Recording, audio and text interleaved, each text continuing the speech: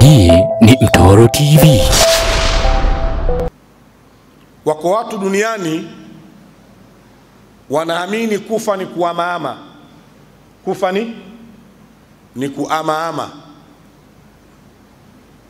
Maana yao ni kwamba unazaliwa Tanzania, ukifa sio kwamba unakwenda kwenye maisha mengine ambayo ni tofauti na haya ya dunia. La, wao wanaamini ukifa Tanzania utakuja kuzaliwa tena nchi nyingine, ima Marekani au Uingereza au nchi yoyote, utazaliwa huko na huko nako utaishi miaka yako. Ukifa utakuja kuzaliwa tena nchi nyingine. Kwa hiyo kwao hao dunia iko hivyo tu, hakuna itibaru ya kuwa kuna siku ya mwisho, wala hakuna itibaru ya kuwa ukizikwa kuna hali fulani ya uhai unaipata kwenye kabri. Wao hawaamini kitu hicho. Kisha wanawaambia kila mmoja zamani alikuwepo kwa zamani yake,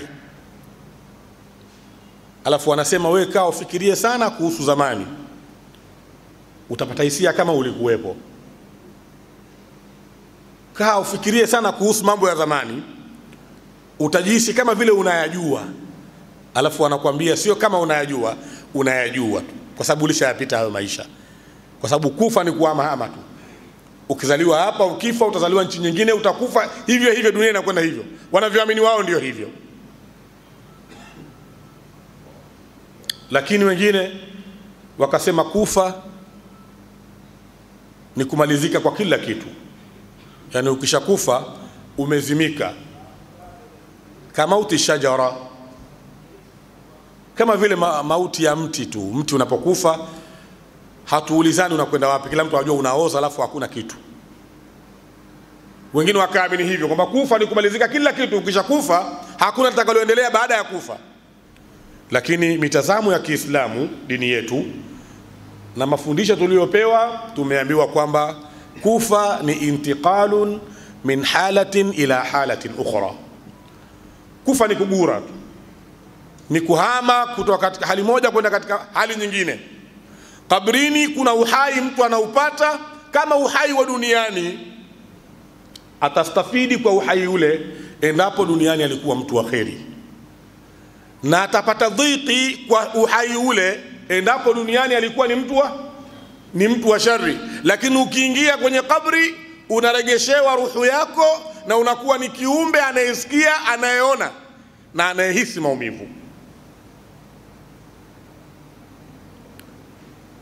Kwa hiyo hakuna masala ya kwamba ukifa mchezo umekwisha. La, ukifa unaama hapa duniani, unakwenda kwenye maisha mengine, kwa sababu Mola Subhanahu wa Ta'ala ametupangia kupita kwenye marhala 4. Marhala ya kwanza ni ile almarhalatu albutuniya. Almarhalatu albutuniya, marhala ya kwenye matumbo ile ambayo tunapita kwa wazazi wetu, ile ni marhala atakiwa mtu haipite. Marhala ya pili ni almarhalatu ad-dunyawiya, ni marhala ya kidunia ambayo tuko sasa hivi tumekaa. Na marhala ya tatu ni almarhalatu albarzakhiyya, ni marhala ya kibarzakhi ambayo ndio kabrini. Na marhala ya 4 ni almarhala al-ukhrawiyya, ni marhala ya akhira. Sasa sisi hapa tupo kwenye marhala ya pili, na hakuna budi kila mmoja kuingia kwenye marhala ya tatu ambayo ni ya kabri. Haijalishi wewe umezikwa au kuzikwa. Inawezekana wewe umemezwa na nyoka tu, pale ulipomezwa na nyoka itahesabiwa hiyo ndiyo kabri yako, na zitakusibu adhabu za kabri pale pale ulipo. Kuna mwingine kaliwa na simba, pale ulipoliwa na simba, hiyo ndiyo kabri yako, na utaadhibiwa kama ni mtu wa kuadhibiwa, na utakula raha kama ni mtu wa kula raha pale pale ulipoliwa na simba. Tujalie wanyama amegawana mwili wako, huyu kaondoka na mkono, na huyu kaondoka na mguu, huyu kaondoka na jicho, huyu kaondoka na sikio, kila mmoja kaenda kula kwenye sehemu yake. Sehemu ile uliyokamatwa na mnyama ndio itahukumiwa, hapo ndio kabri yako, na utapata adhabu kama ni wa adhabu, na utakula raha kama ni wa raha. Kwa hiyo kaburi imeitwa ni albarzakhu, Al-barzakhu. Barzakhu ni sehemu iliyo kati ya sehemu mbili.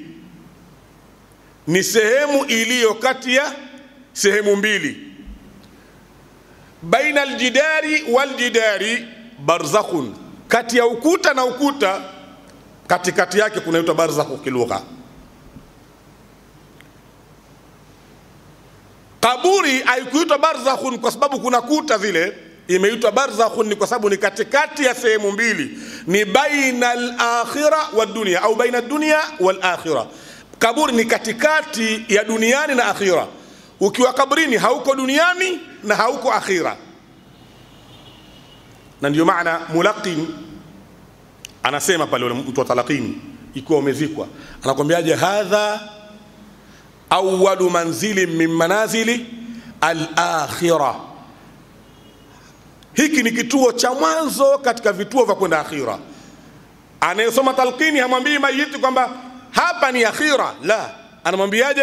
Hadha awwalu manzilin, hiki ni kituo cha mwanzo, min manazili al-akhirah, katika vituo vya kwenda akhira.